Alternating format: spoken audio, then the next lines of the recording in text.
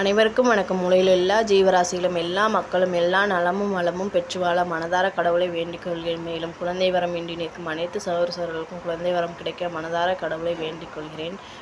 வாராகி அம்மனை பற்றி தெரியாதவங்க யாருமே கிடையாது.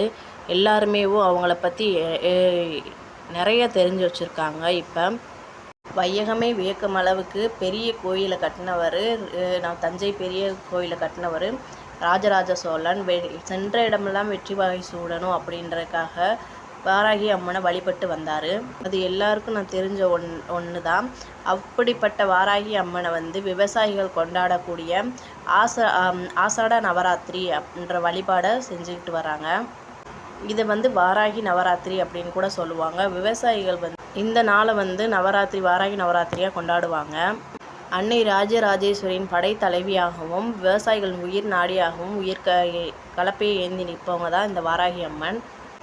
கலப்பையை ஆயுதமாக ஏந்தி நிற்கும் இந்த வாராகி அம்மனை வாராகி நவராத்திரியை வழிபாடு செய்கிறதுனால உணவுக்கு பஞ்சம் வராது அப்படின்றது ஒரு ஐதீகம். அப்படி கொண்டாடப்படுற இந்த நவராத்திரி 4 நவராத்திரிகளாக கொண்டாடப்படுது. அது என்னென்னு பார்த்தீங்கன்னா, வசந்த நவராத்திரி, ஆசாடா நவராத்திரி, சாரதா நவராத்திரி, ஷாமலா நவராத்திரி அப்படின்னு 4 நவராத்திரிகளாக வாராகி அம்மனை வழிபடுறாங்க. பொதுவாகவே நவராத்திரி நம்ம புரட்டாசியில் தான் கொண்டாடுவாங்க. அதுதான் சாரதா நவராத்திரின்னு சொல்லுவாங்க.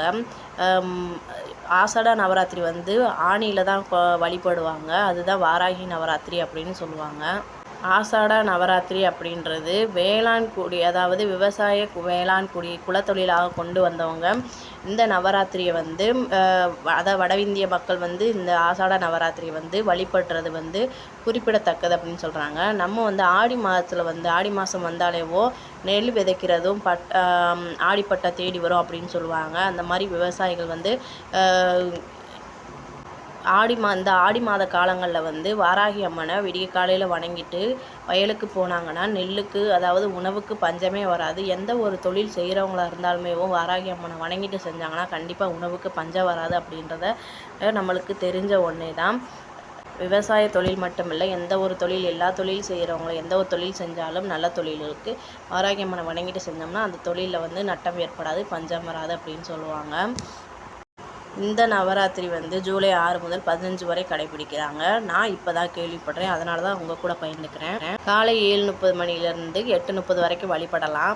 அஷ்டமி வழிபாடு நேரம் என்னைக்கு பார்த்தீங்கன்னா 13/7 அன்னைக்கு 2:15 சாயந்தரம் மாலை மாலை வரைக்கும் வழிபடலாம். அதே மாதிரி 14ஆம் தேதி மாலை 4:02 வழிபடலாம். அஷ்டமி நாள் அன்னைக்கு.